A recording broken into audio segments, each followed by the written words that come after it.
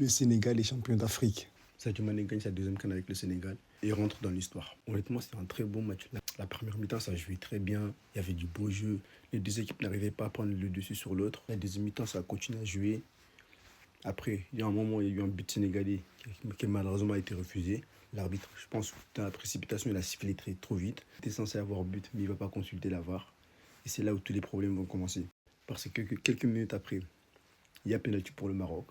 Brahim Diaz se fait tirer, il tombe, il y a pénalty, il n'y a pas de discussion possible. Le pénalty existe parce qu'il tombe dans la surface. L'arbitre va consulter la VAR, il revient, il prend sa décision, il décide de siffler pénalty. Les Sénégalais n'étaient pas d'accord. Pour eux, il était censé aller voir la VAR pour le but sénégalais. Il n'y va pas. Et là, pour le pénalty, il part en plus, il siffle. Et c'est là que Pape Thiaw prend la décision de faire rentrer ses joueurs au vestiaire. Moi, l'arbitre, il a tué le match, il a tué la finale. Le arbitrage a été catastrophique du début à la fin jusqu'à la fin. Pour moi, le visage qu'on va retenir sur ce match, la tête qu'on va retenir sur ce match, c'est la réaction de Sadio Mané. C'est le seul qui n'a pas quitté le terrain. Il va chercher ses coéquipiers, il revient jouer. À partir du moment où ils sont revenus sur le terrain, ils étaient obligés de gagner. Tu ne peux pas prendre la décision de partir et tu reviens mais tu perds derrière. C'était impossible. Certains vont dire que Brahim Diaz a sûrement fait exprès de rater son penalty. Moi, je pense pas.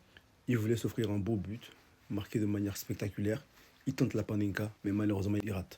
Après, il y a eu des débordements. L'arbitre aurait dû arrêter le match parce que pendant le penalty du Maroc, il y avait des supporters sur le terrain et ça, c'est très regrettable. Le geste d'Hakimi, il est très mauvais. Tu ne peux pas prendre la serviette du gardien et tu vas le jeter derrière.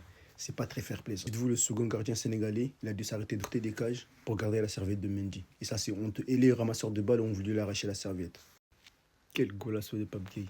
Il met un pétard incroyable, barre rentrante, et le gardien ne va pas la chercher. Après, j'ai parlé de l'entrée de mon Titi, Ibrahim Mbaye. L'entrée qu'il fait est exceptionnelle. Après, on a vu que quand ils sont rentrés dans les vestiaires, il en a profité pour faire des snaps. Honnêtement, durant cette CAN, on a découvert une pépite. Et Ibrahim Mbaye, franchement, s'il continue comme ça va être un très grand joueur. Et je l'espère pour lui.